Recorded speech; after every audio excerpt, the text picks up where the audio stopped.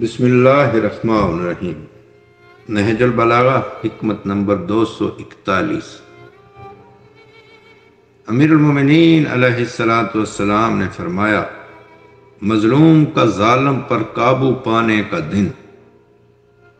اس دن سے کہیں زیادہ ہوگا جس میں ظالم مظلوم کے خلاف اپنی طاقت دکھاتا ہے۔ دنیا میں ظلم سہ لینا آسان ہے، مگر آخرت میں اس کی سزا بھگتنا آسان نہیں ہے، کیونکہ ظلم سہنے کا عرصہ زندگی بھر کیوں نہ ہو پھر بھی محدود ہے، اور ظلم کی پاداش جہنم ہے، جس کا سب سے زیادہ ہولناک پہلو ہے کہ وہاں زندگی ختم نہ ہوگی،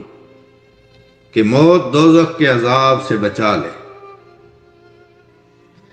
کہ موت دوزخ کے عذاب سے بچا لے جائے۔ چنانچہ ایک ظالم اگر کسی کو قتل کر دیتا ہے تو قتل کے ساتھ ظلم کی حد بھی ختم ہو جائے گی، اور اب اس کی گنجائش نہ ہوگی کہ اس پر مزید ظلم کیا جا سکے، مگر اس کی سزا یہ ہے کہ اسے ہمیشہ کے لیے دوزخ میں ڈالا جائے گا، کہ جہاں وہ اپنے کیے کی سزا بھگتتا رہے۔